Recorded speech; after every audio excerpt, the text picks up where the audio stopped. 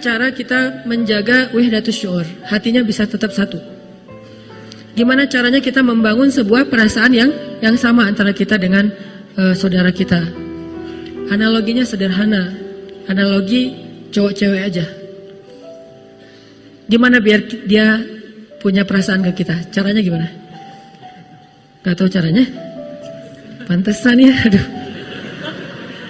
Wah, harus saya sharing juga nih, rahasia-rahasia dulu. Caranya, kalau kita pengen bangkitin rasa sehati, ada dua. Pertama, ra'fah, kedua, rahmah.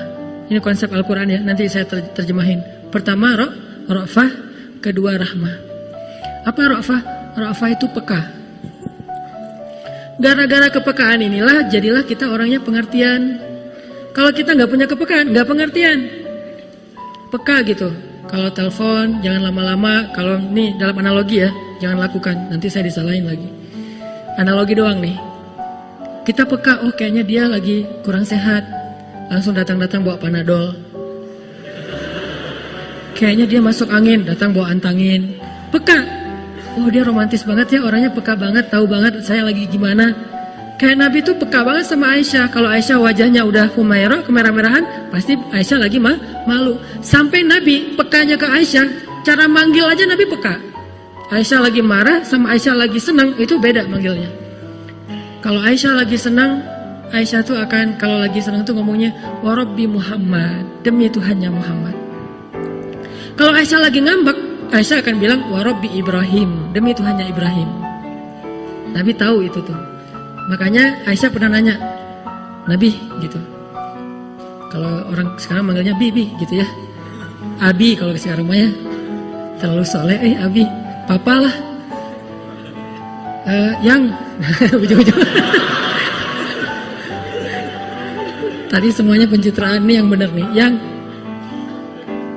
kata Aisyah ke Rasulullah, yang kamu tahu nggak aku lagi kalau lagi ngambek atau lagi nggak ngambek? Tahu, kata Nabi. Gimana taunya? Nih Aisyah lagi ngetes kepekaan Nabi. Kata Nabi, kamu tuh kalau lagi senang sama aku, kamu akan bilang wa Rabbi Muhammad, wa Rabbi Muhammad. Bisa artinya demi Tuhan Muhammad, bisa artinya alhamdulillah dalam bahasa yang lain. Tapi kalau kamu lagi ngambek, kamu akan bilang wa Rabbi Ibrahim. Kalau Aisyah udah ngomongin wa Rabbi Ibrahim, nggak nyebut, padahal suaminya juga kan Nabi kan. Kayak kita, suami kita tuh misalnya, suami kita, istri kita. Bahaya.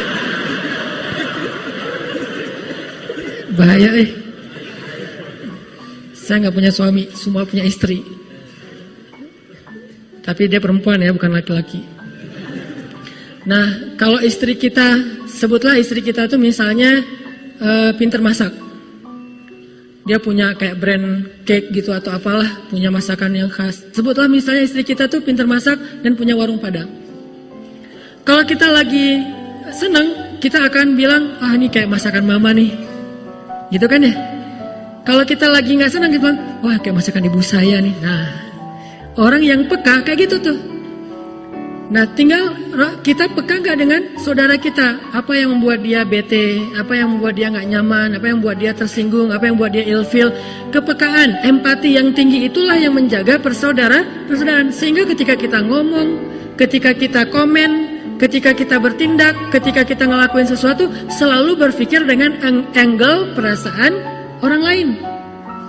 Baik itu keluarga kita, tetangga kita, teman main kita, teman sekolah kita, beda sekolah, beda komunitas, apapun lah, bahkan beda agama sekalipun, kita jaga dari angle dia. Makanya Allah saking ngejaganya nih, Allah bilang, janganlah kalian mencela Tuhan-Tuhan mereka, sehingga mereka akan mencela Tuhan kalian tanpa mereka fahami. Beda agama kan? Yang satu muslim, yang satu non-muslim. Kita jaga, jangan sampai kita ngeledekin Tuhan mereka.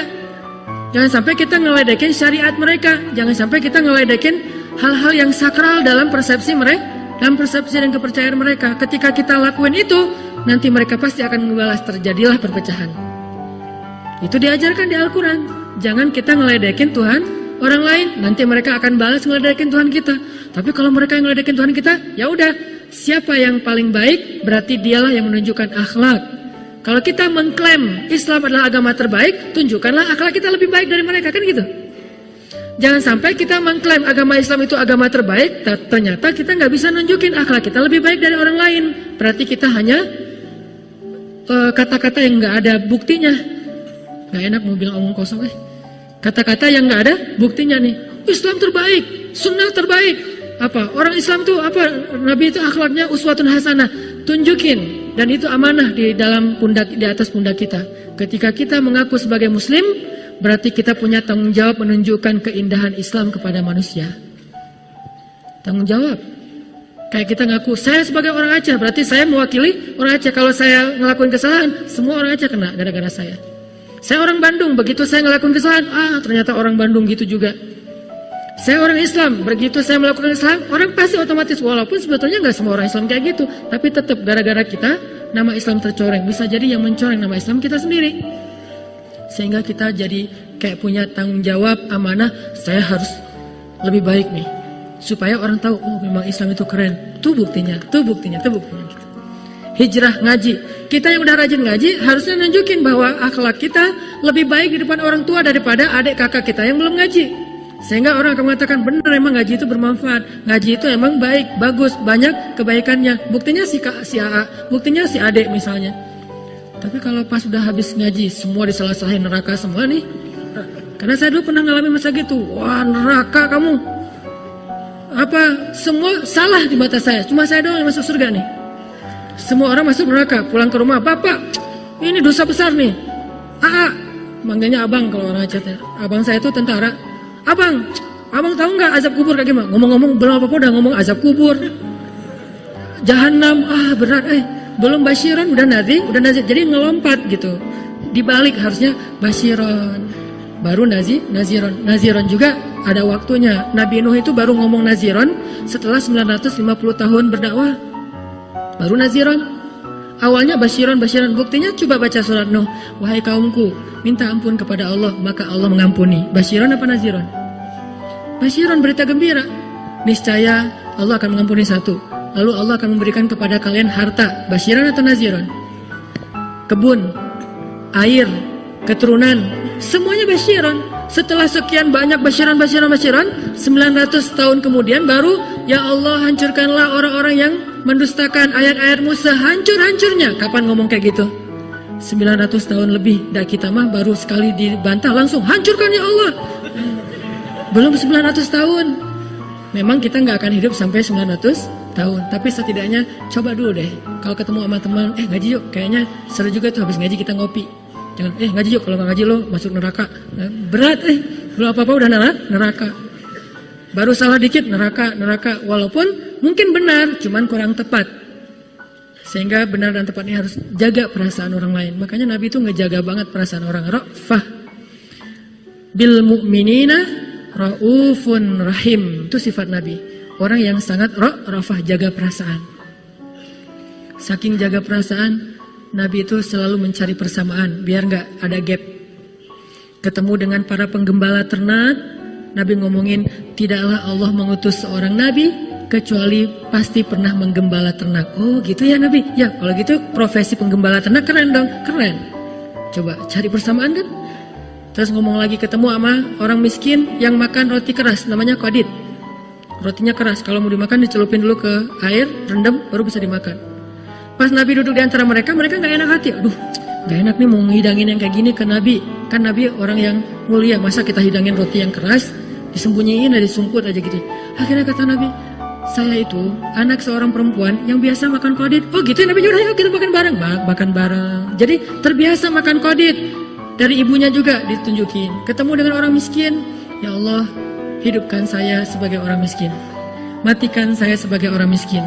Bangkitkan saya bersama orang miskin. Tapi jujur ya doanya, kadang-kadang kita kayak basa-basi gitu ternyata terjadi. Ya Allah kok gitu banget sih.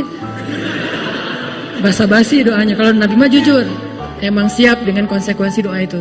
Saya kira doa itu kayaknya satu-satunya doa Nabi yang susah diamalkan. Ada yang pernah ngamalin? Dan saya juga yang ceramah gak berani. Paling doa ya Allah rezeki yang halal, yang tayyib, yang berlimpah.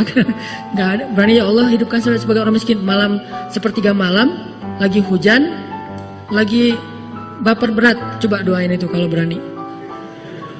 Satu-satunya doa yang kita berharap nggak dikabulkan ya Allah jangan dikabulkan, cuma basa-basi doang misalnya, itu bahaya. Ketemu orang miskin, Nabi ngomong kayak gitu. Ketemu sama orang kaya, Nabi akan bicara tentang sebaik-baik pekerjaan adalah berdagang. Coba.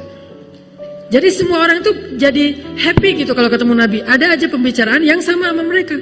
Walaupun kadang-kadang Nabi kayak iseng gitu, nggak godain doang, tapi tetap dibesarkan hatinya dan motivasi. Nabi, kata seorang nenek-nenek, Nabi kan udah pernah ke surga, ngelihat saya nggak di surga? Enggak tuh, nggak pernah ngelihat nenek-nenek kayak ibu di sana. Gitu, sebelum dia nangis daripada dia antar nangis unfollow kan, wah jangan deh. Langsung Nabi bilang, karena ibu nanti di surga akan muda lagi. Oh Nabi selfie. Dicari sesuatu yang selalu bikin orang happy. Duduk sama Ali makan. Ali kan gitu ya, mau godain Nabi dibalas. Ini menunjukkan zakat cerdasnya Nabi itu. Makan, tulang-tulangnya ditaruh di tempat Nabi semuanya. Kayak makan ayam gitu atau ikan, pokoknya tulangnya ditaruh tempat Nabi. Pas sudah selesai makan, Ali bilang, Nabi makannya paling banyak tuh, tulangnya numpuk, kata Ali. Kata Nabi, Ali tulang-tulangnya juga dihabisin. Wah, lebih ngeri daripada Nabi. Nabi tulangnya masih disisain, Ali tulangnya dihabisin. Oh iya, coba. Ali itu terkenal sahabat cerdas loh, tapi masih kalah cerdas sama Nabi. Tapi kan ledek-ledekan ya, jadi kita sama teman supaya akrab bisa kayak gitu, selama tidak sara, nggak terlalu ke pribadi, jangan pakai kata-kata J lah, kasihan ya. Udah aja, statusnya titik-titik gitu doang, nggak usah sampai jelas gitu teh. Menjaga perasaan. Saya jaga banget perasaan kalau di caption tuh. Makanya teman-teman kalau yang memperhatikan, caption saya tuh berganti dalam hitungan menit. Posting, aduh kayaknya ada yang salah ngomong nih, langsung ganti caption. Kenapa? Takut ada yang tersinggung, takut ada yang... Ini namanya ra'fah, menjaga jangan sampai menyinggung orang lain. Bukan labil itu teh, dikit sih. Apalagi kalau lagi nulis caption habis dimarahin istri kan, itu paling sering ganti tuh. Jadi teman-teman kalau ngelihat saya captionnya gonta-ganti, Ustadz habis dimarahin istri ya. Labil. Kenapa? Menjaga perasaan. Aduh kalau saya ngomong gini ntar gimana ya perasaan dia. Itu harusnya yang kita coba fokus kalau pengen jaga persatuan.